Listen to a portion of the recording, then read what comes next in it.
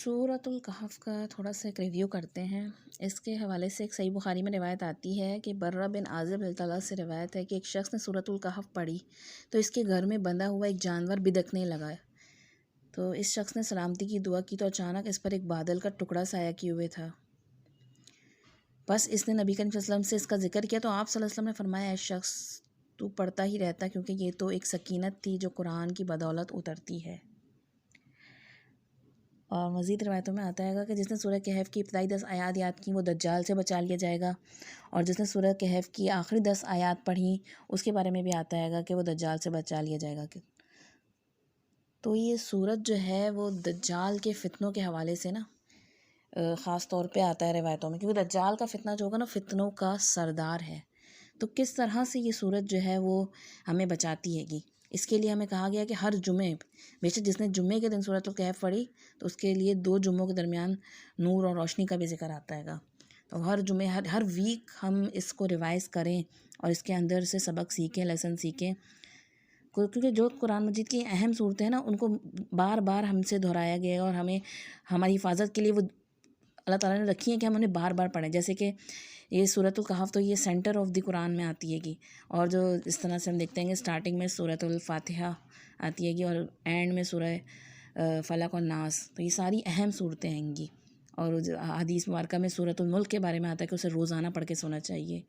تو یہ ان صورتوں کا خاص وجہ ہے گی کہ ان کے اندر جو باتیں بتائی جا رہی ہیں گی وہ بہت اہم ہیں گی۔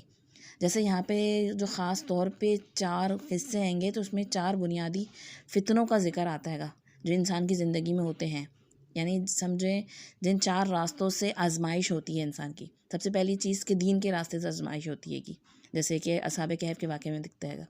جب بھی ہم نیکی کا ارادہ کریں گے، دین کی طرف بڑھیں گے تو ٹرائل آزمائش تو آئے گی۔ قرآن مجید میں آتا ہے نا، کیا لوگوں نے سمجھ رکھا ہے کہ وہ اتنا کہنے پہ چھوڑ دیے جائیں گے کہ وہ ایمان لائے اور وہ آزمائے نہیں جائیں گے؟ تو ہمیں یاد رکھنا ہے کہ ہمیں دین نہیں چھوڑنا ہے، خواہ جان جو ہے وہ داؤ پر لگ جائے۔ اصحاب کہف کے واقعے سے ہم یہی سیکھا گا کہ اور دین اور جان کو خطرہ ہو تو بچانے کے لیے انسان کو بعض وقت ہجرت کرنی پڑتی ہے، ایک ان نون فیوچر کی طرف جانا پڑتا ہے گا جس کے بارے میں آگے پتہ نہیں ہے، لیکن دین نہیں چھوڑ سکتے۔ ایک غار میں چلے جاؤ، اندھیری جگہ پہ چلے جاؤ، نو لائٹ نو فوڈ، لیکن کیا رب پر توکل کرو، اپنا آرام، اپنی کمفرٹ، اپنا وطن سب چھوڑنے کو تیار ہے۔ تو پھر یاد رکھنا ہے گا ان اللہ لا یضیع اجر المحسنین، اللہ تعالیٰ محسنین کا اجر ضائع نہیں کرتا۔ دوسرا فتنہ جو خاص طور پہ یہاں پہ دکھتا ہے کہ مال کا فتنہ، جو باغ والے واقعے سے پتہ چلتا ہے ہمیں۔ تو دنیا اور یہ مال جو ہے نا یہ انسان کو اللہ سے غافل کرتا ہے، اور ایک تو مال سے تکبر بھی آتا ہے کہ انسان آخرت کا ہی انکار کر دے، تو یہ ایک دھوکے کا شکار ہے ذاتا انسان کہ جب دنیا میں مجھے اتنا دیا ہے اللہ نے تو مجھے وہاں آخرت میں بھی ضرور دے گا، میں تو اللہ کا لاڈلا ہوں۔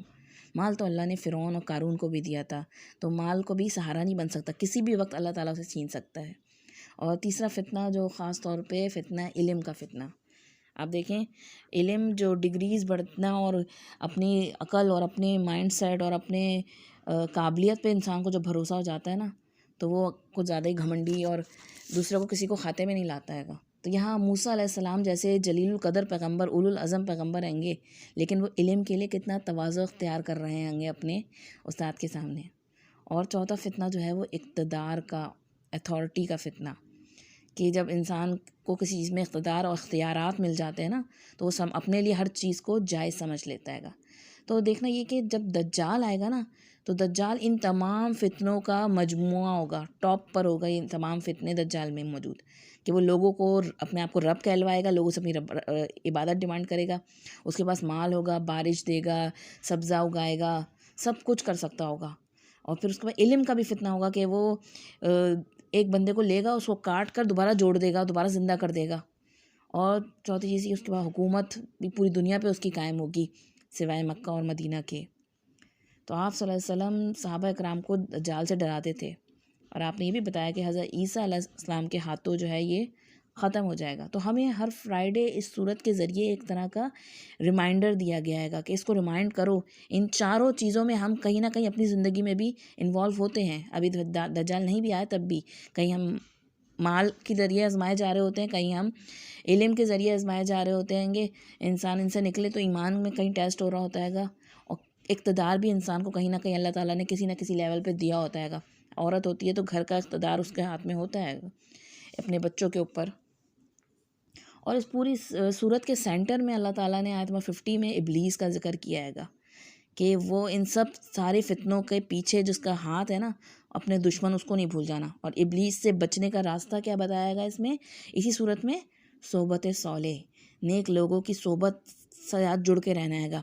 اور علمی مجالس جہاں دین کا صحیح علم و فہم جو ہے عمل کے لیے سکھایا جا رہا ہو، خالی علم بڑھانے کے لیے، اپنے اوپر علم کے بوجھ لادنے کے لیے نہیں. جیسے کہ یہود نے کہا تھا، جن کے بارے میں اللہ تعالیٰ نے کیسی مثال دی ہے کہ وہ گدھے کی طرح آئیں گے، کہ انہوں نے کتابیں جیسے گدھے نے لا دی ہوئی اپنے اوپر، بلکہ عمل کے لیے علم سیکھنا ہے گا. اور مین چیز یہ کہ آخرت کو ترجیح دینی ہے دنیا پر. کس طرح جہنم کا ذکر کیا گیا کہ جہنم کو یاد رکھیں. لوگ ناراض ہوتے ہوں تو ہوں، میرا کوئی بھی لاس ہو جائے، لیکن میں آخرت کی تباہی برداشت نہیں کر سکتی. اور دنیا کا جو بتایا نا، دنیا کا ہر چیز کا اینڈ دیکھیں کہ دنیا کی مثال کس طرح بتائی گئی ہے کہ خزاں جس طرح آتی ہے گی نا، سارے پتے جھڑ جاتے ہیں گے. کچھ بھی چیز ہو، ہم خود دیکھیں، ہم جو گھر بنا رہے ہیں گے، ہو سکتا ہے اسی میں میری موت آنی ہے. تو یہ دنیا جو ہے ہم سے بے وفائی کرنے والی ہے. ہر چیز پرانی ہو جاتی ہے، outdated, out of fashion, second hand ہو جاتی ہے کہ آپ تھوڑی دیر یوز کر لیں اسے. تو دنیا کی حقیقت کو سمجھیں. اور اصل چیز کیا ہے کہ اپنے اعمال نامے پہ نظر رکھیں. نہ مال نہ بیٹے کچھ کام نہیں آئیں گے، کچھ ہمارے ساتھ نہیں جائیں گے. اپنے اعمال نامے کو دیکھ کر انسان قیامت کے دن ڈر رہا ہوگا کہ یہ میں کیا لے کر آیا ہوں اپنے ساتھ. تو ہم کچھ بھی کر لیں، ہمارے لیے اخلاص ہونا بہت ضروری ہے یہ عمل میں، کیونکہ ہمارا علم بھی خالی ہمیں نہیں بچا سکتا. ہم علم کا ہمارا کیا حال ہے، ہم خود دیکھیں، ہم کتنا سیکھتے رہتے ہیں گے لیکن پھر بھول جاتے ہیں گے. تو کیا فخر کر سکتے ہیں اپنے علم پہ. تو علم آنے کے بعد بھی نا انسان کو تواضع اختیار کرنی چاہیے، اپنے آپ کو جھکنے والا بنانا چاہیے، اور اپنے آپ کو کبھی بھی عالم نہ کہلوائیں، طالب علم ہی رہیں ہمیشہ. قبر تک انسان کو سیکھتے ہی جانا ہے گا. آپ دیکھیں موسیٰ علیہ السلام کلیم اللہ ہے، لیکن اپنے استاد کے سامنے کیا کہہ رہے ہیں گے، قَالَ سَتَجِدُنِي إِن شَاءَ اللَّهُ صَابِرًا وَلَا أَعْصِي لَكَ أَمْرًا. کہتے ہیں کہ عنقریب آپ مجھے بہت صبر کرنے والا پائیں گے، اور میں آپ کے کسی بھی کہنے میں، امر میں نافرمانی نہیں کروں گا. تو ہم کسی بھی مقام پر ہوں، اگر ہمیں کوئی بھی ایسا شخص ملتا ہے جس سے ہم کچھ سیکھ سکتے ہیں گے، تو اپنے آپ کو اس کے آگے جھکا دیں، تواضع اختیار کریں، اکڑ نہ جائیں کہ نہیں میں تو زیادہ جانتا ہوں، مجھے تو زیادہ علم ہے. اور دیکھیں موسیٰ علیہ السلام سے بھول ہوئی کہ وہ فطری طور پہ ایسے واقعات سامنے آئے، رونما ہوئے، لیکن ان کا ارادہ کسی قسم کی نافرمانی یا کسی قسم کی خود آگے بڑھنے کا نہ تھا. اور ہمیشہ یاد رکھیں، کچھ بھی حاصل ہو جائے، کچھ بھی نیکی کی توفیق بھی مل جائے نا، تو ھذا من رحمت ربی، جیسے وہ ذوالقرنین نے کہا کہ یہ میرے رب کی رحمت ہے، اس کی وجہ سے میں یہ کر پایا ہوں، یہ مجھ سے نیکی ہو پائی ہے. کیونکہ بعض لوگ عمل کر کے بھی لے جائیں گے، لیکن اگر ان کے اندر اخلاص نہیں ہوگا نا، تو وہ عمل بھی ان کو وہاں پہ فائدہ نہیں دیں گے. آخری رکوع میں ہمیں کیا بتایا گیا ہے گا، بالاکثرین اعمالا، یعنی خسارے والے اعمال لے کر آ گئے جو ان کو فائدہ نہیں دے رہے. کیوں نہیں دے رہے؟ اس میں ایک حوالے سے ایک روایت آتی ہے ابو ہریرہ تعالیٰ کی، کہ 3 چیزیں جو ہے نا وہ نجات والی ہیں، اور 3 چیزیں جو ہیں وہ بندے کو ہلاک کرنے والی ہیں. تو نجات والی 3 چیزیں کیا ہیں؟ نمبر 1 کھلے اور چھپے اللہ کا ڈر رکھنا. نمبر 2 خوشی اور ناراضگی میں حق بات کہنا. اور نمبر 3 خوشحالی اور غریبی میں، دونوں میں عدل قائم کرنا. اور 3 چیزیں جو ہلاک کرنے والی ہیں نا، وہ نمبر 1 میں خواہش نفس کی پیروی کرنا، نمبر 2 بخل کا طریقہ اختیار کرنا، اور نمبر 3 خود پسندی. اپنے آپ کو بڑھانے اور اپنے آپ کو آگے کرنے کے چکر میں انسان بعض اوقات سارے کام کر رہا ہوتا ہے گا کہ کسی طریقے سے میرا نام آگے ہو جائے. ہم بہت نیکی والے کام بھی کر رہے ہوتے ہیں، بعض اوقات لوگوں کی خدمت بھی کر رہے ہوتے ہیں، تو کس لیے کہ لوگ مجھے مان جائیں، میں خاندان میں میرا نام ہو جائے، لوگ میری قدر کرنے لگ جائیں. تو ہمیں اصل چیز کیا ہے؟ اللہ کو راضی کرنے کے لیے اپنے اخلاص پہ بہت کام کرنا ہے گا. خود کو دکھانے کے لیے علم حاصل کرنا یا خود کو دکھانے کے لیے مال میں آگے بڑھنا، یہ سب چیزیں جو ہیں انسان کو سارے اعمال کو جو برباد کر دینے والی ہیں گی. اور ذوالقرنین کے واقعے سے انسان کو خاص طور پہ کیا مل رہا ہے سبق، کہ کام کرو، حرکت میں برکت ہے. بلکہ پورے یہ جو کہنا صورت دیکھیں تو اس میں آپ کو یہی نظر آئے گا کہ وہ کہف کی طرف دوڑ رہے ہیں، موسیٰ علیہ السلام چل کر جا رہے ہیں گے، ساتھ میں ذوالقرنین، ثم فاتبع سببا، بار بار وہ سبب اختیار کر رہا ہے گا. تو خالی بیٹھے بیٹھے دعاؤں سے بھی کام نہیں ہوگا، بلکہ اللہ تعالیٰ نے ہر بندے کو کچھ نہ کچھ پوٹینشیل دیا ہوتا ہے، کوئی نہ کوئی زندگی میں صلاحیتیں دی ہوتی ہیں گی، سبب کچھ نہ کچھ دیے ہوتے ہیں گے، لیکن ہم ان سبب کو صحیح طریقے سے مینج کر کے نہیں چلتے، اپنے ان چیزوں کو، اپنے مال کو بیجا چیزوں میں لگاتے ہیں گے، اسراف میں لگاتے ہیں گے، ضائع کر دیتے ہیں گے، اپنی خواہشات میں لگا دیتے ہیں، پھر کہتے ہیں ہمارے پاس بچتا ہی نہیں ہے گا کہ ہم کس طریقے سے اصل دین کے کاموں کے لیے یا پھر دین کا علم حاصل کرنے کے لیے، کتابیں خریدنے کے لیے پھر ہمارے پاس مال نہیں بچتا ہے گا۔ تو سبب اختیار کرنا ہے گا اور اپنی زندگی کو مینج کر کے لے کے چلنا ہے گا کہ کون سی چیز زیادہ فائدہ مند ہے، میں وہاں اپنا مال لگاؤں، اپنی صلاحیتیں اور اپنے اوقات ان چیزوں میں صرف کروں۔ تو ہم دیکھتے ہیں سورت کا آغاز کس سے ہوا تھا؟ کتاب سے، کہ تمام تعریف و شکر اس ذات کے لیے جس نے کتاب اتاری۔ وہ کیسی کتاب ہے؟ جو ہر چیز کو ٹھیک کر دینے والی کتاب ہے، انسان کی سوچ کو، اس کے عمل کو، اس کے نظریے کو، اس کی زندگی کو، اس کی آخرت کو۔ اور پھر اختتام اس کلام کے بارے میں کہ رب کی باتیں جو ہیں وہ ساری زندگی تم پڑھتے رہو، لکھتے رہو، سمندر ختم ہو جائے لیکن ان کا حق ادا نہیں ہو سکتا۔ اور پھر دوسروں کو بھی دعوت دو۔ بیچ میں آیا تھا نا جو اسٹارٹنگ کے پہلے رکوع میں کہ جو اللہ کا بیٹا قرار دیتے ہیں گے ان کو دعوت دو۔ کہف والے دیکھیں وہ ایک دوسرے کو وتواصوا بالحق کر رہے ہیں گے، باغ والا جو ہے وہ بھی اپنے دوست کو سمجھا رہا ہے گا، ذوالقرنین جو ہے وہ بھی ایک طرح سے عملی تبلیغ کر رہا ہے گا، اور خضر علیہ السلام سمجھا رہے ہیں، کہیں استاد بن کے سمجھایا جا رہا ہے، کہیں دوست کی حیثیت میں۔ تو یہ پوری صورت جو ہے ہمیں اس کتاب سے جڑ کر رہنے کا سبق دیتی ہے، اور خاص طور پہ یہ صورت جو ہے ہمیں کس چیز کا درس دیتی ہے؟ ایمان بالغیب کا درس دیتی ہے۔ یہ جو واقعات جو ہیں، غار والوں کا واقعہ ہے، ذوالقرنین کی دیوار ہے، یہ یاجوج ماجوج جو اس دیوار کے پیچھے ہیں، یہ سب چیزیں ہمیں کس سے تعلق رکھتی ہیں؟ ایمان بالغیب پر۔ ہم ایمان رکھتے ہیں جو بتایا گیا ہے اس پر، ہمیں کوئی کنفیوژن نہیں ہونی چاہیے کہ نہیں کس طریقے سے یاجوج ماجوج، آج تو پوری دنیا میں سیٹلائٹ موجود ہے اور کیوں نہیں نظر آ رہے۔